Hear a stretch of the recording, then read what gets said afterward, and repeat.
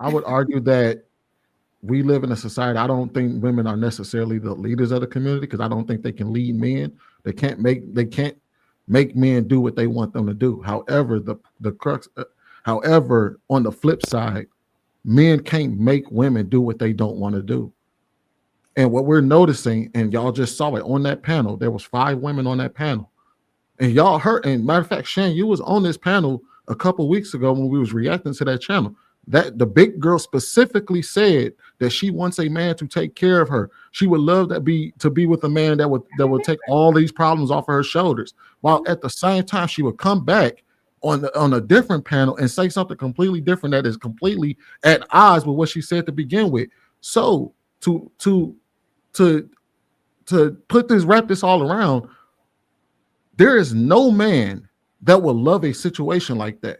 None on this planet would love a situation where to encounter a woman that only wants things to go in her way, and she gives almost literally nothing in return. She doesn't give anything in return. All she's willing to do is take from men, and she doesn't want to submit. If she doesn't even want to neither one of them even want to deal with men like that. One of the ladies said she wanted to Amira's point. One of the ladies said that she wants to be married so she can have children, but she doesn't want to be with the man after she has the children because I can't stand to look at a man like that. What man wants that? I don't know a man on this planet that will want a woman that only wants to use him for the baby, but he has to marry her because she also says she wants to be taken care of. She also says she would love for the load to be taken off her shoulder. So a man will walk into a situation where he has to take care of a woman, make children with her, and then she's already having second thoughts of whether she even wants to be with him or not. I don't know a man on this planet that wants that. Very few. That's why I said so just like the last time, I asked to say this today, and I said it last time. I don't agree with those women. I don't think that they in my life they're not the majority. And the thing is that, and Shane, I don't think you necessarily agree with it, but I was just more speaking in general about the conversation. But we can't sit here and pretend like there's a reason why only 30% of us are married in the Black community. If we're gonna speak specifically about the Black community, there's a reason for that. And I know we keep saying that this is all just the internet and this is all just these people online, but these people them women had an audience that they were talking in front of, and you heard the cheers. You heard the women clapping their hands saying, yes, sis, you go, sis. When they were talking about prioritizing the whole phase, there were women in that audience that cheered. When they were talking about decentering men, there were women in that audience that cheered. When you go on the Shade Room, they have over 25 to 30 million people who follow them right now. That is a massive portion of a population.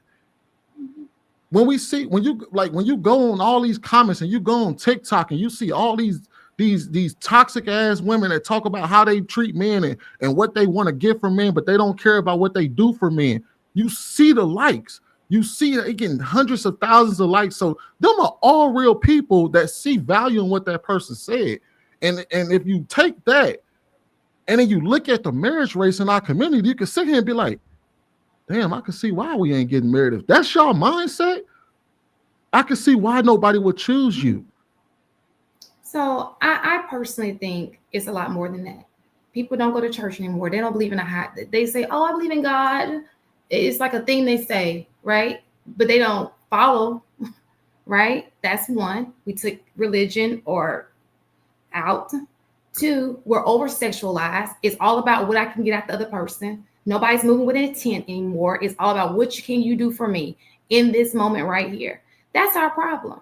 So if women just close their legs, people date with intent and not what they can get from the other person, then we'll have higher marriage rates. But like somebody said, I don't know who said it earlier, why buy the cow when you get the milk free, right? So it's not like it's people in relationships right now, you're getting wifely duties. She's cooking for you. She's doing all of these things for you, but you're never going to marry her.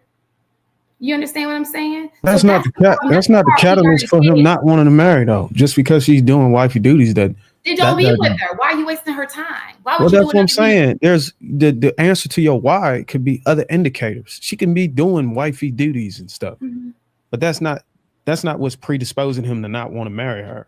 So my question and to Humble Dad's point, that's something that we kind of tell men all the time on Kingdom Talk. Like, don't drag a woman along. You know, that's the mirror part of it, internalizing, not, you know, just dealing with women that you don't have any intentions with. We address that. We acknowledge it as an issue. I think the hard thing is, it's just addressing the issue on the women's side and trying to hammer down on that. I mean, I think Sweeney made a good point when he exposed the amount of audiences that gather around and support and promote the foolery.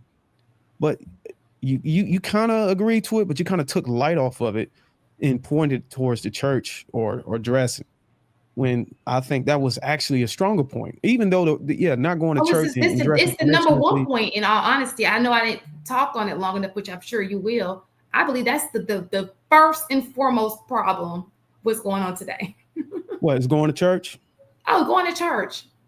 Absolutely. Having fear in God. Absolutely. I will tell you this.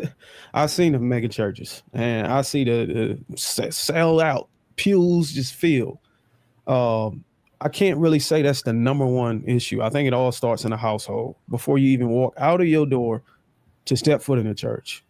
And that's the reason why a lot of the guys on this panel is touching on the family unit first. You know what I'm saying? You got to have something to believe in as a family before you go choose which denomination you want or which church you want to be a join congregation or whatever. It starts in the family, man, and it's the family unit. I keep hearing people saying they're tired of talking about it. I don't know why y'all are tired of. I mean, especially if y'all want to see change. Specifically, if you want to see some change, if you want better, then you literally got to talk about it all the time. Like, you should beat it till it's blue in his face at any angle and any aspect you can until we figure it out. But there's I will say there's a lot of guys on this panel that are actually in the trenches doing some work. I think there's some shorties on here too. I mean, some ladies on here too. So big up to y'all. You know what's hilarious, Shane? Do you know that about roughly 47% of Black Americans attend church regularly? It's not the same though. No, it's not. So attending church is like, okay, Zoom. You going to church on Sunday, but you just came from partying. You was up all night partying until 3:00 in the morning, like, oh, save my soul on Sunday, but then you party again Sunday night. Like, you're not serious about church. You understand? That's what I mean by going. You used to fear God. And sometimes it's not even about church, it's just the fear of God. You had these morals. You felt like, oh, I want to do things right. You know, there's nothing godly about just going out and just open your legs to everybody who whisper sweet nothings in your ear, who buy you a cheeseburger. Like, come on. See, all right, so here's where we get confused on, right? Because you say, all right, the problem is we ain't going to church. Mm-hmm. They are going to church. The problem isn't that they're not going to church. The problem is the person. It's not about church because they heard the word. They hear the word of God every single week. Over 47%, at least almost 70% of Black people at least hear the word of God several times a year.